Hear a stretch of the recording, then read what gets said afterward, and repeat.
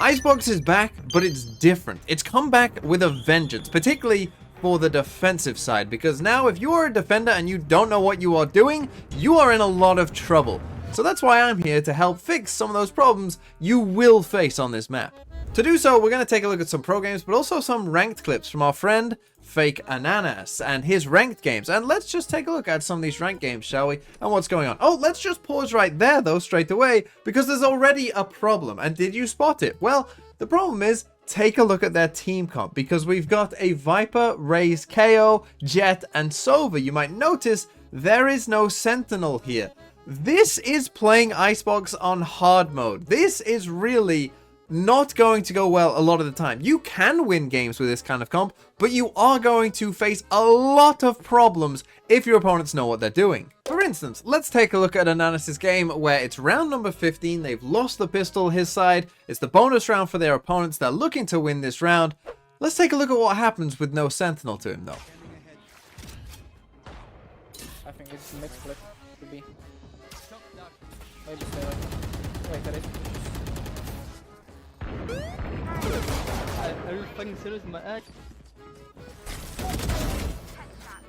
Yeah, having no Sentinel and trying to play mid on this map against lurkers is now going to be a living hell, and you can expect those kind of jump scares coming to you very, very often.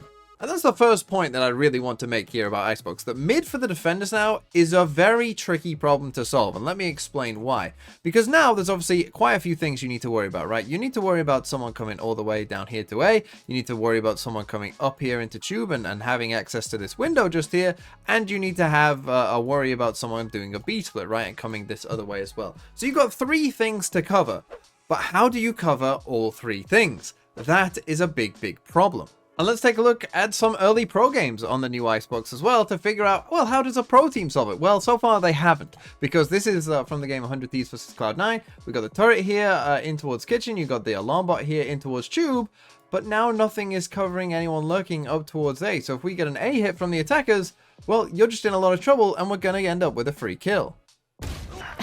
He did use it. Oh, that was almost sick. One enemy remaining. I like how we're using chat as like chat GPT. Okay, so you need to be aware of that. Hey, look, so let's not do that killjoy setup. Let's do a different killjoy setup, like this one. Let's put this alarm bot here so the A-lurk can't happen, right? Oh, we're good. Oh, but now they can just come up to this window instead and pick us off from there. Oh, that's a problem as well. A lot of setups. That deadlock util, by the way, is so good. Look at this wall.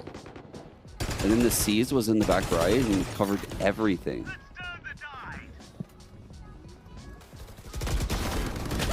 Oh my god. Those harbor rolls is not doing shit. Yeah, that, So we understand that mid is a problem that we need to solve, but how do we actually solve it? Well, this is going to be very tricky. Yes, you will need sentinels. That's definitely a part of this, right? But as we just kind of showed, a killjoy alone with some of these setups, it's not enough, right? There's always going to be a gap. There's always going to be something that we aren't covering here with just one killjoy alone. So that's going to be very tough for you to solve, right? So you might say, well, that isn't a true solution then. So what do you do instead? Well, maybe we could go for a sage wall, right? We could put a sage wall up in here. I mean, that still doesn't stop, you know, the options that, you know, they might have to do other stuff on you. So you still need to be wary of that as well. You might even say, let's do a deeper sage wall, right? Let's do a sage wall like this that actually comes across and will actually go into the tube for you as well if you do this kind of thing, right? Which, again, is fine, but the problem here is that the attackers, right, have all this space up towards their spawn that they're probably going to be able to destroy this very easily, you know, from this big wide open space back here. It's going to be very easy for them to destroy this wall and understand that you've done it. So maybe that's not the best solution either. You could maybe try getting up and being aggressive here out towards mid as well, but that has its problems also. That again, this is a very big space for the attackers, right? This is where they kind of start out here early towards the round, and you know, there's multiple things like this little box up here that you'll have to check, and you know, this is a very big space that they really could be anywhere in, so it's difficult to know where to place your crosshair if you're going to be aggressive. And then, you know, you will need to escape probably at some point, and the tube can be spammed, and you know, it might be difficult to get out from certain instances because you are right on the attacker's doorstep. And some of you are probably thinking, well, it's okay because me and my duo queue, we're both going to play sentinels. I'm going to play chamber, they're going to play killjoy, and we can cover it all, right? We can come out here and we can put an alarm bot for the window just here. We can put the turret out here in kitchen to check for any B split, and we can get a chamber trap and cover this one. And look, all three is covered. We've got everything covered. We'll know if they're coming. If anyone's lurking in mid, we've got it. No problems. We've sorted this out, right? Well, yes, but that does have another problem as well, and that's the spawn barriers. Because if I turn where the spawn barriers are, you then see that both your Killjoy alarm bar out here and your chamber trap, you can't actually place until the barriers go down. Which is a bit of a problem because that means that your Killjoy is going to have to start here and your chamber is going to have to start here. So what happens if they do a fast B rush on you? You're just not probably going to have the bodies there to actually be able to effectively deal with that. So then you have the same problem. And so really the point here is you will need to do... And so the point here is that mid is now very difficult for the defenders, and coming up with an effective solution is not going to be easy if you are playing against someone who knows what they're doing on those mid lurks. So you need to be aware. You probably need to be mixing up, you know, keep people guessing. Maybe sometimes we're being aggressive. Maybe sometimes, you know, we're not being aggressive when we are playing with some sentinel utility there. But it is going to be difficult for you, but you need to be aware of all of these different possibilities. But luckily, in some of your games, you'll be playing against people who have no idea what they're doing. Like in one of Ananas' games here, that even though this is a very high rank, we're playing against the Viper that has no idea what they're doing here and never is smoking off mid. So Ananas can get onto this angle right here, and now he is in a very good spot to stop this. Now he is in a good position to deal with anything that comes towards mid, right? And if you are playing in a game where your opponent doesn't know what to do and isn't smoking this off for whatever reason, you need to be able to punish that and get onto these kind of angles or get aggressive here with an op or something, right? And just stop anyone from getting even close to mid and shut it down before it even starts. The other part of the map that I think got pretty difficult to defend was B main, obviously with the changes of opening that space up. And let's take a look at Ananas' game here, where you can see pretty early on they have some problems with B main. Middle and B. Quiet. Okay, I push. Call the flash, call the flash. Sometimes my genius is... Go yellow, no? Dude, are you f***ing kidding me?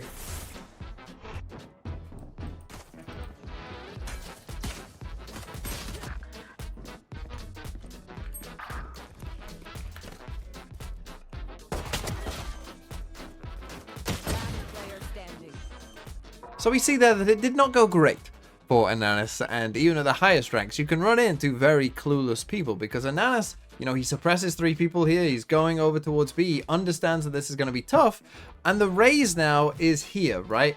And Ananas, as we saw, calls for a flash, right? You know, call for the flash, I'll flash, and you swing. Thing is, the raise is just like, you know, dawdling along, not knowing what to do, and is just, you know, chilling and doesn't want to have to deal with all these people. And we see that that costs Ananas' life, because this Jet also kind of has his death wish, you know, just going before any Viper wall was down or whatever. And then Raze puts themselves in an awful position. And then we see, you know, Ananas and this Raze kind of go back and forth in the team chat, and the Raze is going to say, I can't hold 5 guys here. It's just here in the bottom left. I can't hold 5 guys. Well, yeah, that's true. You can't.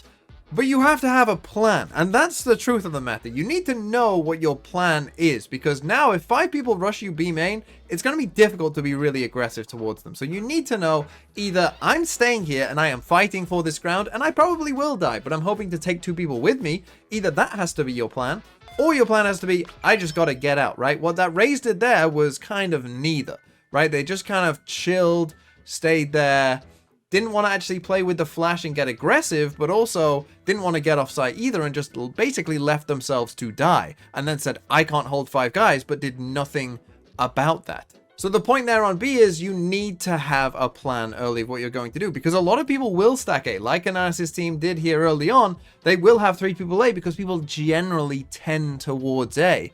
But that means that you can end up with a very weak B site like they did here. And the thing is, you need to know what you are doing before the round. You need to understand that if you are defending this space, you need to be very, very clear and probably tell your teammates what you are expecting from this round.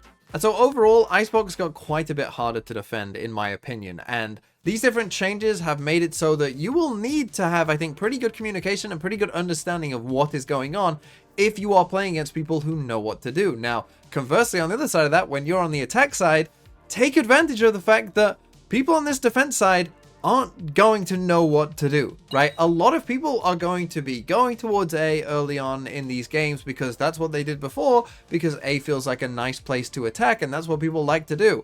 But right now, lurking mid and going B is probably quite good because people won't know how to properly defend those areas.